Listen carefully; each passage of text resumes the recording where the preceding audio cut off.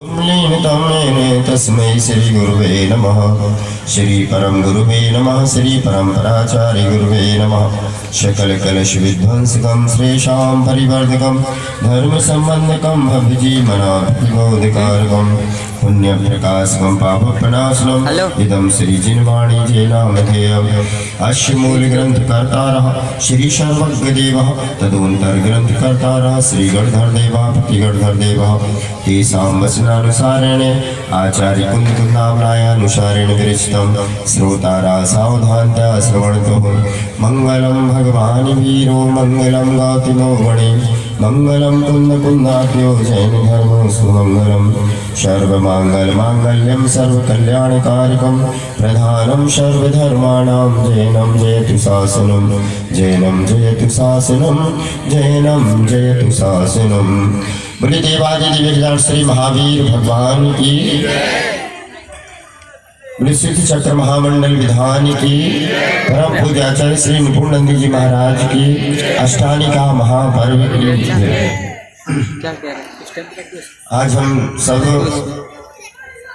इस पावन स्थान पर जिनेंद्र भगवान की पूजा अर्चना करते हुए अष्टानिका पर्व के 5वें दिन की पावन बेला पर यहाँ पर उपस्थित हैं।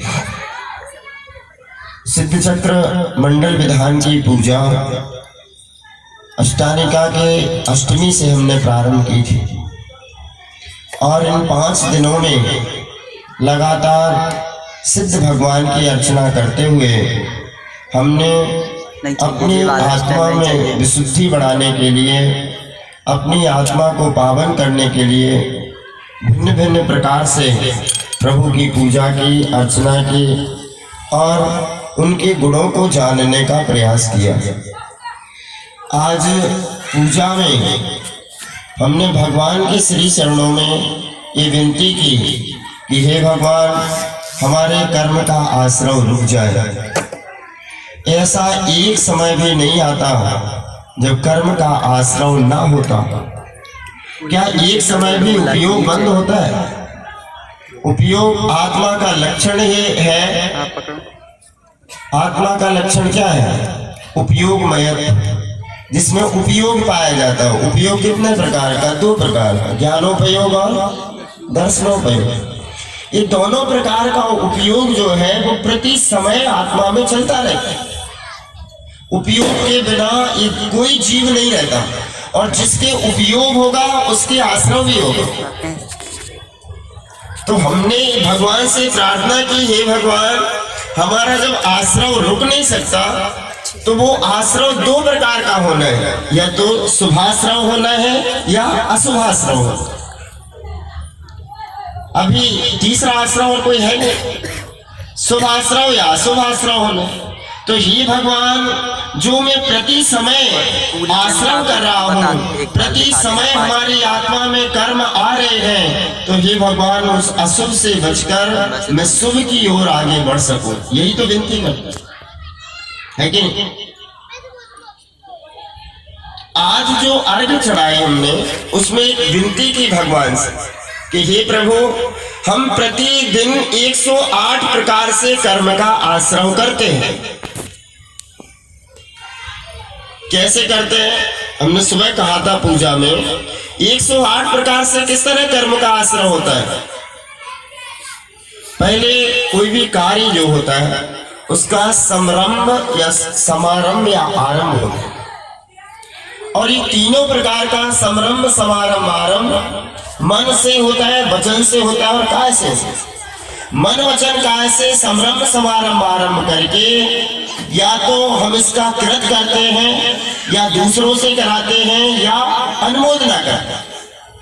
तो समारंभ, समारंभ, आरंभ, मन, वचन, कीने, प्रारंभ।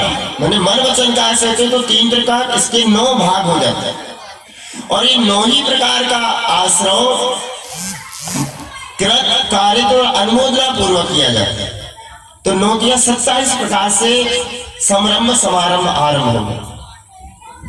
अब इसमें क्रोध, मान, माया और लोभ, इन 4 कसायों पूर्वक इस 27 प्रकार का आश्रव होने से कुल 108 जो भेद होते हैं उनके पूर्वक कर्म का आश्रव होता है।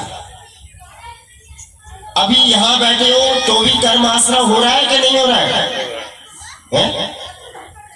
अभी यहां बैठे हैं, अभी घर में तो नहीं है, कुछ नहीं कर रहे, चुपचाप बैठे, कर्म का आश्रव हो रहा है कि नहीं हो रहा है? हो रहा है। कैसा आश्रव हो? शुभ हो रहा है कि अशुभ हो रहा है? अशुभ ही हो रहा है, अशुभ ही हो रहा है, शुभ हो रहा है।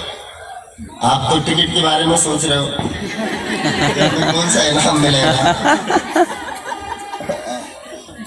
शुभ आश्रव हो रहा है वैसा? क्या मंदिर में भी अशुभ का आश्रव हो सकता है? अरे हो सकता है, नहीं वहां करते हैं अशुभ है, बहुत ज्यादा अशुभ करते हैं। ये कवि ने तो एक श्लोक लिखा कि अन्य स्थाने कृतम पापम, अन्य स्थाने कृतम पापम धर्म स्थाने विनश्यति। अन्य स्थानों पे जो पाप करते हैं उनको दूर करने के लिए कहां पे जाते हैं? धर्म स्थाने विनश्यति, धर्म स्थान पर आकर के उनको नष्ट कर ले।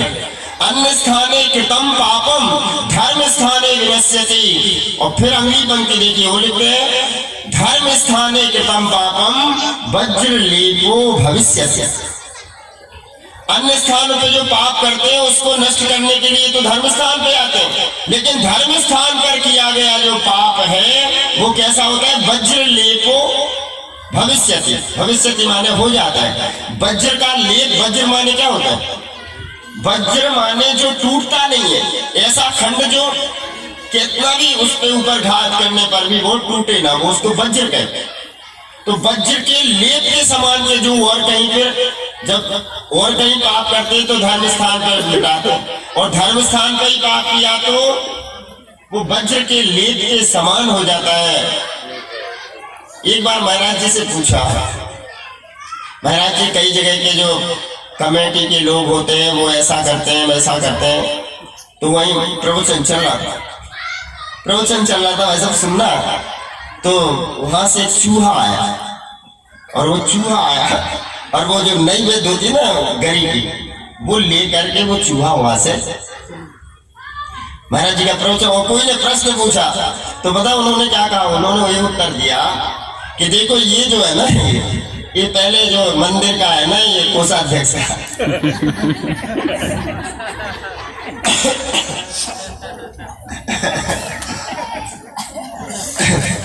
समझ रहे हो ना? उनका भाव समझे ना।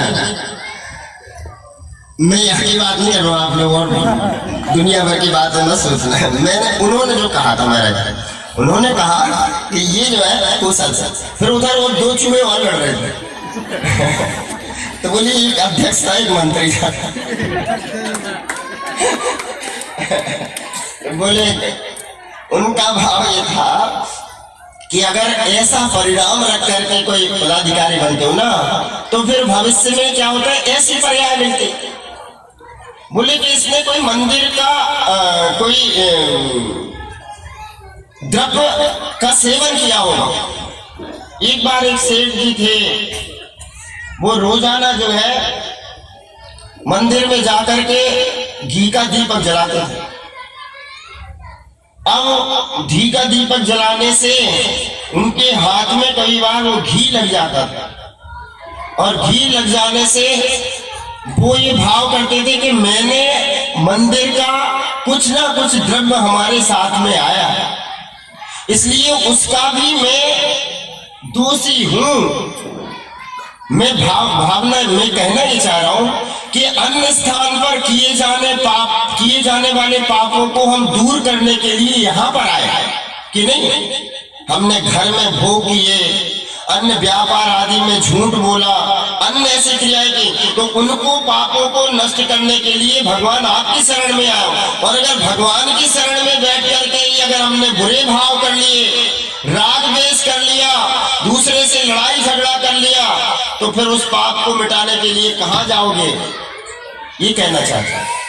तो हम प्रति समय जो कर्मों का आश्रम कर रहे हैं, एक एक समय में जो कर्म हमारे आत्मा में आ रहे हैं, वो उसको कहता है भक्त, हे प्रभु हमने रोजाना इन पापों का मैं आश्रय कर रहा हूँ, लेकिन हे भगवान आपने उस तपस्चरण के द्वारा उन कर्मों के आश्रय को रोक दिया और जो बंधे हुए कर्म थे उनकी निर्जरा करके और आपने मोक्ष पद की प्राप्ति कर ली। इसलिए भगवान आपके चरणों में बैठ करके मैं यह प्रार्थना कर रहा हूँ कि कैसे ना कैसे हमारे कर्म आश्रय रुक जाए, और अगर कर्म आश्रय भी नहीं रुकता है तो जो अशुभ आश्रय हो रहा है वो शुभ आश्रय में परिवर्तित हो। जब हम सो जाते हैं, सो गए, मान लो 10, 11, 12 बजे सो गए, तो फिर कर्म का आश्रय होगा कि नहीं होगा?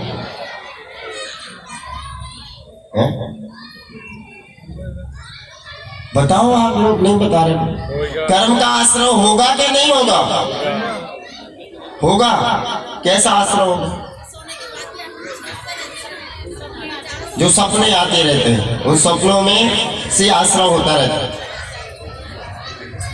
कहने का भाव ये कि चाहे सोते हो, चाहे जागते हो, चाहे खड़े हो, चाहे बैठे हो, चाहे चल रहे हो, किसी भी अवस्था में हो, प्रति समय कर्म का आश्रय तो हो ही रहा है। अब जब सो जाते हैं तो सोते समय भी कर्म का आश्रय होता है। पहले के समय में हमारे जो दादा दादी होते थे, हम लोग बचपन में 1.5 साल के होने के बाद अपने दादा दादी के पास सोते, और उस समय से लेकर के जब तक हम लोग बड़े नहीं हो जाते थे, 5, 6, 7 साल के हो गए, तो हमारे दादा दादी क्या करते थे कि शाम के बच्चों को सुलाएंगे। पहले खूब सारे बच्चे होते थे, है कि नहीं, और वो एक ही जगह पे ऐसे तो दादा दादी क्या खूब उनको बैठा के और कहानियां सुनाते थे। कभी अंजन चोर की कहानी, कभी मैना सुंदरी की कहानी, कभी सती अंजना की कहानी, ऐसी कहानियां सुनाते थे। और वो ऐसी कहानियां सोते सोते वो बच्चे सो जाते थे। यही होता था ना। आप लोगों के जो पीढ़ी है उसमें तो आप लोगों ने देखा, आने जो अभी की पीढ़ी है उनकी नहीं कह सकता, तो वो क्योंकि अभी की जो पीढ़ी है वो बच्चे मोबाइल लेकर के सोते हैं और उनकी माएँ मोबाइल लेकर के, और उनके दादा दादी भी मोबाइल चलाते ऐसे होता है ना। अब बताओ वो उनको कौन कहानी सुनाएगा? पहले कहते हैं जाओ दादा से कहानी सुन लो, दादी से कहानी। अब दादी को खुद ही कहानी नहीं आती, वो खुद ही मोबाइल में वो देखते देखते और सो जाता। अब जब ऐसे वो उनको संस्कार डालते थे बच्चों में, तो रात में सोते समय भी उनके जो परिणाम होते थे बहुत निर्मल परिणाम होते। जब कोई सती अंजना की, सती मैना सुंदरी की, सती चंदना की कहानी सोकर के जो बालक बालिकाएं सोते हैं या सोते थे, उनके परिणाम जो होते थे, और अभी रात में जो बच्चे मोबाइल में पिक्चर देखते देखते सोते हैं, उनके परिणामों में कितना अंतर होगा? बताओ, कितना अंतर? और ये किसने किया?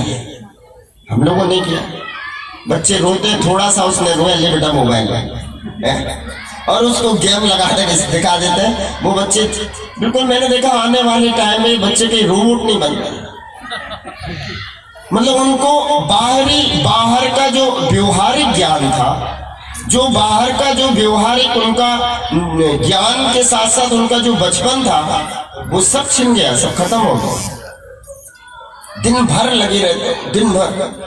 और जब से कोरोना काल आया, जब से तो और ज्यादा उसी में ही ऐसे लग रहा है कि जीवन ही उनका बस मोबाइल जीवन रह गया, और कुछ नहीं। अब ऐसे समय में अगर हमें कहें कि परिणामों को कैसे वो निर्मल बने, कैसे सुपरिणाम हो, क्योंकि आश्रय तो होना है।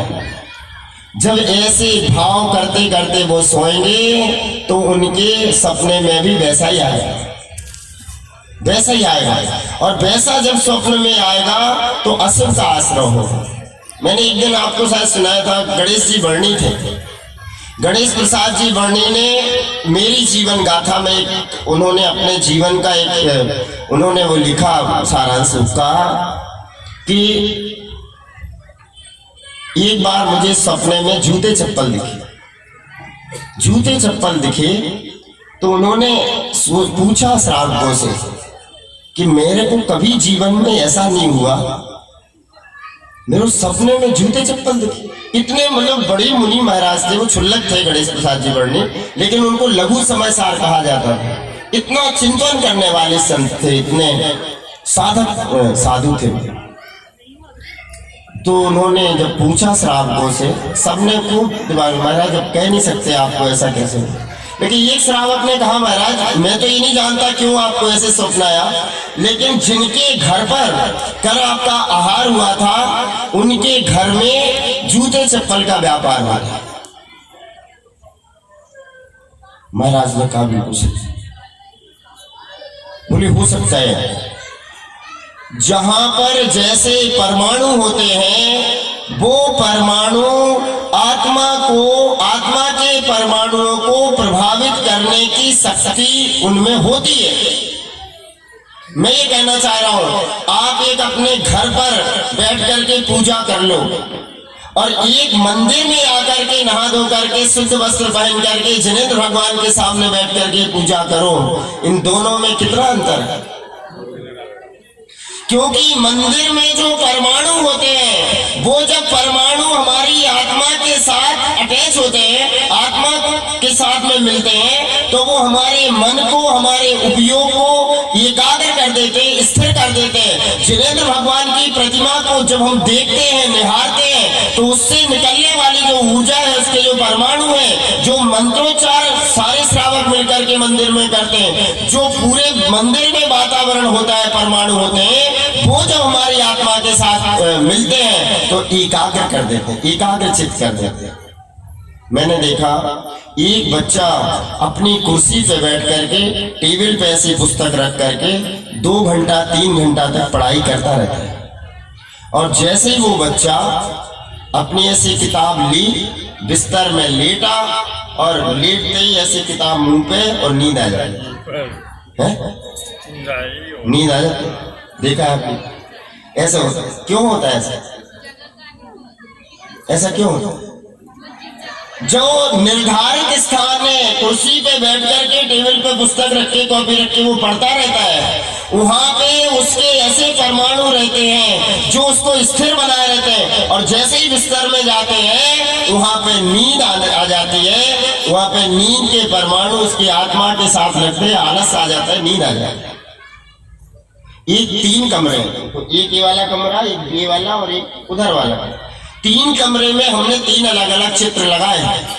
यहाँ पर पहले वाले चित्र में हमने एक महाराणा प्रताप का चित्र लगाया, बड़ा ऐसा तलवार लेकर, और दूसरा वाला चित्र है इसमें हमने कोई एक सुंदर महिला की, विश्व सुंदरी की फोटो लगा दी, और तीसरा वाला कमरा है उसमें हमने एक निर्ग्रंथ मुनि महाराज की फोटो लगा रखी।